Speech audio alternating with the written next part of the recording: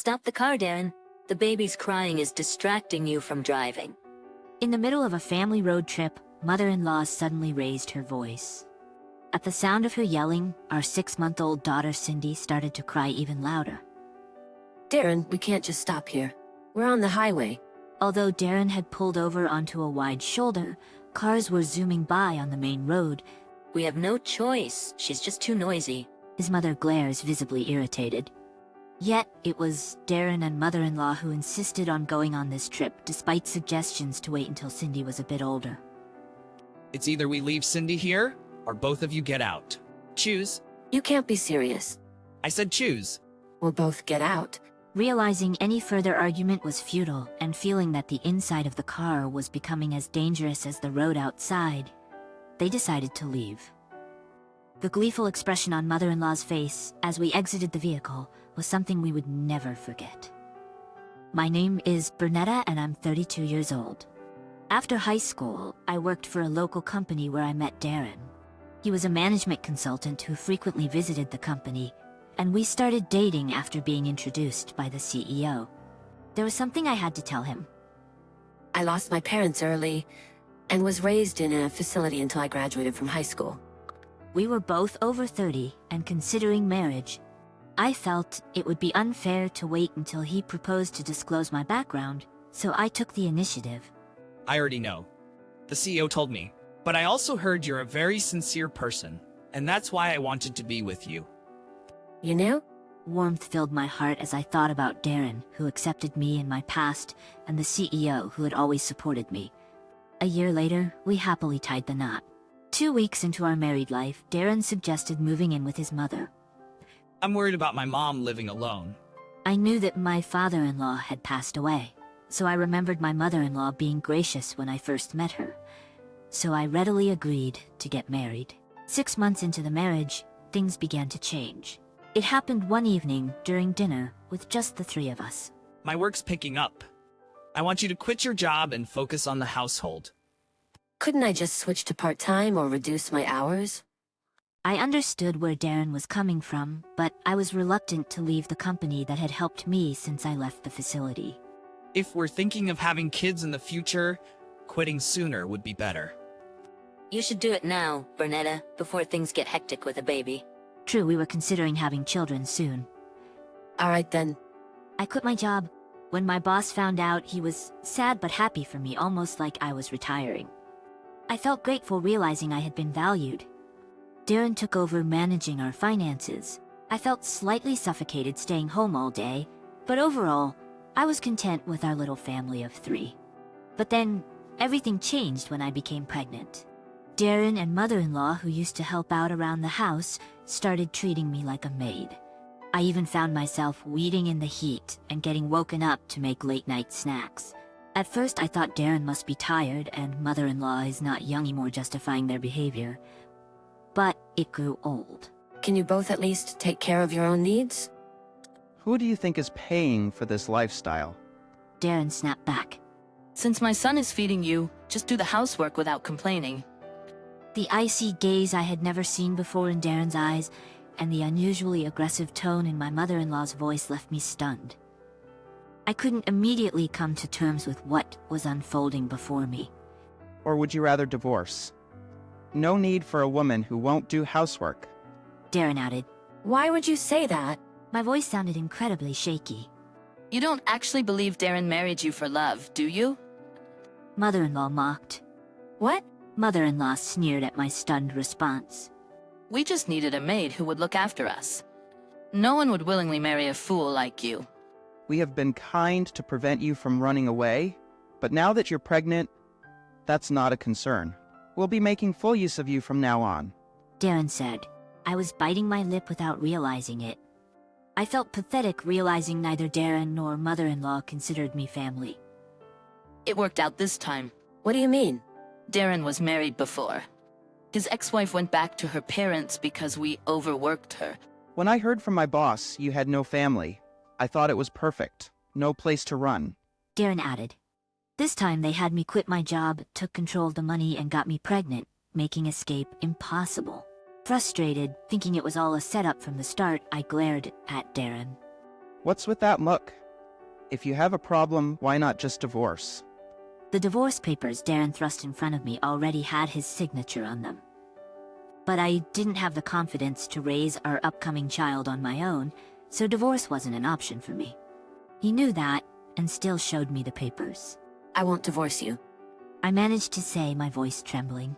Fast forward 3 months, and while working as a maid, I safely gave birth to our daughter Cindy. I thought things might change with a child in the picture, but the same old routine of being treated like a maid always awaited me after leaving the hospital. Worse, neither Darren nor my mother-in-law showed any interest in Cindy. 6 months after Cindy was born, I was cooking in the kitchen when I overheard a cheerful conversation from the living room. Mom, your birthday's coming up, right? I think I can get some days off. How about a 3-day trip? Oh, how delightful. Let's go. Darren was the classic mommy's boy. I had sensed it since we got married, but after my pregnancy, he stopped hiding it. Despite giving me the bare minimum for living expenses, he showered his mother with spending money. She was living it up, lunches, shopping, you name it. It seemed like he was planning to fund this trip from our household budget, too. Bernetta, handle the booking and packing, will you? Caught off guard, I was shocked. Me? An overnight trip isn't possible with Cindy yet. What are you talking about? Who's going to look after us if you're not there? Yeah, it's my birthday. You should celebrate with me. I wanted to argue against their absurd reasoning, but looking at them shouting, I knew it was futile. I reluctantly agreed to go on the trip. So there I was, on the first day of our vacation, having taken care of all the arrangements. We were headed to the hotel with Darren, driving. I looked up the hotel you booked online. It's highly rated. Seems pretty upscale. Good job getting us a reservation. Even a woman like you can be useful sometimes. Their cheerful smiles ambiguously. Their words irritated me, but it was better than them being in a bad mood. I was hoping the trip would end without further issues, but it wasn't to be so easy. On the highway, Cindy began to cry. Feeling the tension rising in Darren and mother-in-law, I tried to soothe my daughter as quickly as possible. But the unfamiliarity of the trip seemed to make it impossible for her to stop crying. Shut her up already. I'm sorry. You wouldn't think I was apologizing for our own daughter, but it's all I could do.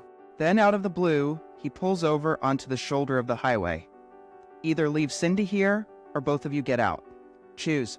What? We can't just do that. Even though it's the shoulder, cars are zooming by at terrifying speeds. Just wait a little longer, she'll stop crying. The moment I say this, there's a loud thud. I thought we had been rear-ended, but it was actually Darren slamming the door. We're both getting out. Seeing Darren's face full of rage made me feel just as unsafe inside the car as out. And as soon as we exit the car, Darren speeds off, leaving us stranded on the highway. You'll be fine if you stay on the side. You won't get hit. My eyes well up with tears of humiliation, but I'm the only one who can protect this child. I had been complying with Darren and mother-in-law, thinking Cindy would be better off, but I realized that was a mistake. I'm gonna give it my best, sweetheart. Wiping away my tears, I vowed to escape from those two. 2 days later is the checkout day at the hotel we had booked. Waiting for a call from Darren, my phone rings as expected around 10 in the morning. Hey, they're saying the stay costs $10,000 without the baby. What's going on? Get over here now. The price is totally different from what we reserved. I can hear mother-in-law ranting in the background. I can't help but grin because things are going just as I had predicted. The hotel owner is an acquaintance of a former boss. The reduced rate was a courtesy because of Cindy. What? What are you saying? When they had asked me to book the hotel, I had called a place where I had a connection, and the hotel owner, thrilled to hear about my daughter, offered us a discounted rate as a celebration. So the normal rate applies if Cindy isn't there? Besides, it seems like you two lived it up at the hotel, didn't you?